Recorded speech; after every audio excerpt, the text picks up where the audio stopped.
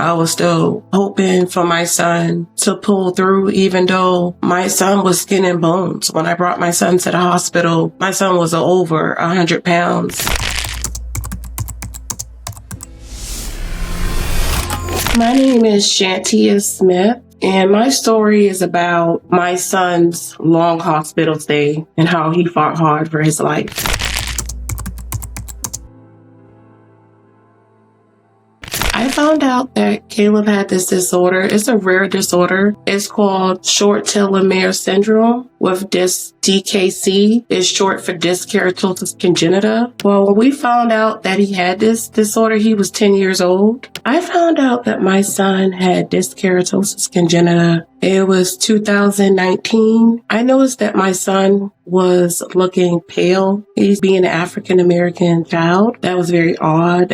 His fingernails had no pink tone. His eyes, the squiggly lines in our eyes, it was not there. His eyes were white. So I took him in the first hospital I took him to. They sent us home, and I knew something was wrong with my son, and I was not going to stop until I found out what was wrong with him. I took him to a better hospital, and they sat me down and told me what the disorder was. I took care of my son probably another 6 months in Texas, and then I went back home to South Carolina, where I'm from, because I didn't have any family in Texas, and the doctor there felt that it would be best for me to have a support system. So I went home, decided what I was going to do from there. The doctors at a hospital there, the Medical University of South Carolina, they sat me down when I got home and told me that my boys were going to pass away, and it's a nasty disorder, and that it was coming after my boys, and they were going to put me in touch with Children's Hospice. And I really felt like there was no empathy, no sympathy there, the way that they told me. And I did not have any assistance looking for help for my boys. So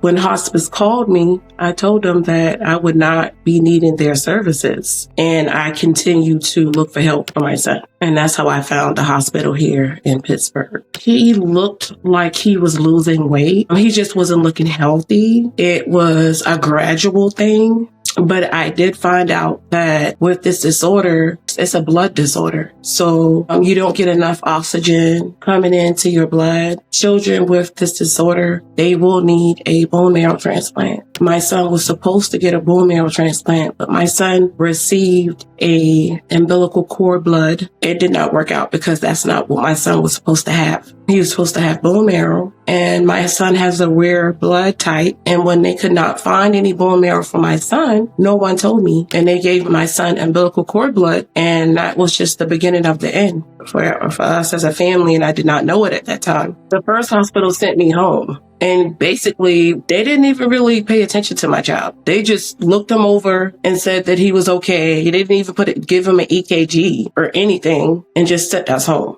I felt terrified because they had the chaplain come down and pray for my son, because my son did look like it was looking bad, because he had already been suffering with this disorder and not getting the proper care. It was really taking a toll on him. Throughout the whole experience, I can say my son never showed any fear up until the end. He was just always so strong. He was just always so ready to tackle this thing and do whatever it is that he had to do. He never complained about anything that he had to do. He was like, Mom, this is what we have to do. Then let's go do it. I felt despair because I had no idea of what this disorder was capable of doing. The same thing happened with my brother, but my brother was older. He was in his 40s, and it just all happened so fast. My son, it was just so drawn out. It's just a hard way to process somebody passing away when it's slow.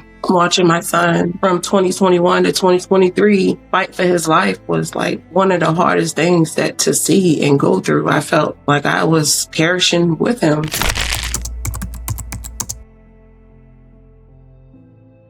I just felt like the doctors in South Carolina should have helped me find a doctor. And They did not. They let me wander around on my own, not knowing. And really, the doctor that I chose, he said that he could do this and he couldn't, because my son could have survived. Because in my search, after my son has been sick all this long time, I was trying to get him transferred. I found a doctor that his whole career is this disorder. And then I later found out that this doctor in Charleston, she referred another child with this disorder, the same disorder that my son has. And this child survived. And now I have to deal with my son not being here. I don't understand why she would do that to me and my family when she could have referred my son to this doctor as well. I was very upset to why someone who took an oath as a doctor, that is your job, that is your duty to help, and why not help a child? She is the doctor from where I'm from. I'm from South Carolina. So when I went back home, I went to a bone marrow doctor, and MUSC, which is the Medical University of South Carolina, is one of the best hospitals in the world, in the United States. People come from all over the world to come to this hospital. They did not have the capabilities to treat this disorder, but she did know who could and did not tell me, which I didn't know, of course, until much later on. When I initially arrived to Pittsburgh in 2021, me and my son, we were told that we were going to be back home within 9 months. When it was coming up on a little over a year that my son was in the hospital, it was hard for me to pay my bills back home. It was hard for me to maintain a car. The doctor and also the social worker suggested that I move to Pittsburgh. I never wanted to move to Pittsburgh if I had assistance from the doctors at MUSC, but I did not. I had to search on my own. I trusted a doctor that I shouldn't have trusted. I researched on my own and found a doctor in Pittsburgh, so I had no choice but to move here. Every time my son had to go to the ICU, I had to move all of my things from upstairs, like I'm moving a house, and move all of my things downstairs to the ICU maybe 7 times. Every time they told me that my son was going to pass away, that they didn't know if my son was going to make it, my son fought back. And God showed himself over and over and over and over again. And if it wasn't for God in my life, I don't know if I would have survived it. I suggest to families that have a unusually long stay in the hospital with a family member, I suggest that you put God first. I suggest that you take time out for yourself to walk outside, take a walk. The simple things matter. I suggest crossword puzzles. When your family member is in the hospital, I also suggest spend as much time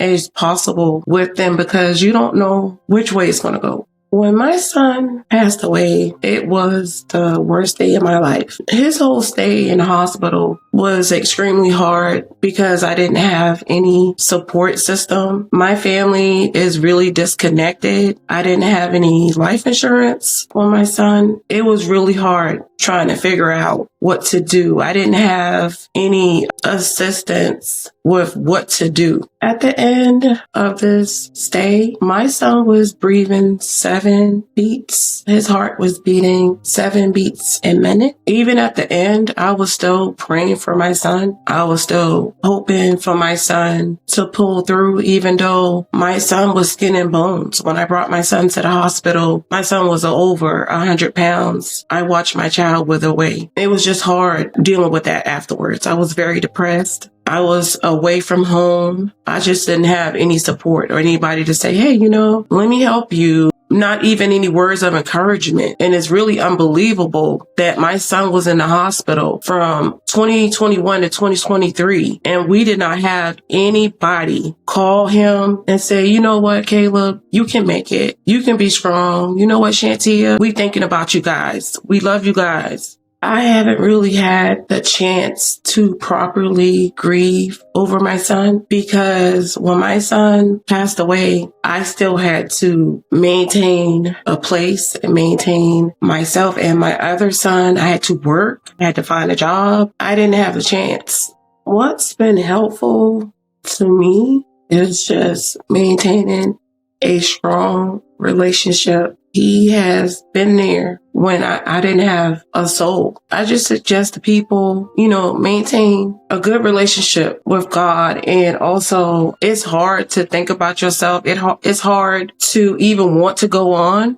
when you lose a family member that's so close to you, because it's times that I didn't want to get up out of bed. I didn't want to live at all, period. But the will inside of me came from God, the strength with my family members I'm hearing that they're talking behind my back about a GoFundMe. So about this GoFundMe, I do want a piece of it to go up, because I want to thank some people. I wanted to touch on the GoFundMe that was raised for my son's memorial. I just want to say thank you to the people that donated. Probably like 80% of what was donated was from people that I don't know. And I want to say thank you to those guys. I want to say thank you to my classmates that donated to the GoFundMe. I was not able to make it home because the GoFundMe was a little over $2,000, but I want them to know that you may feel like you're alone, but you're not alone, because you have God and you have other people that God is going to send your way. He's going to send you angels. He's going to send people to show you love. So even though it's times that I feel like I'm alone because I don't have family, I know I'm not alone, because look at me. God is taking good care of me. He's taking very good care of me, and he's going to continue to do that.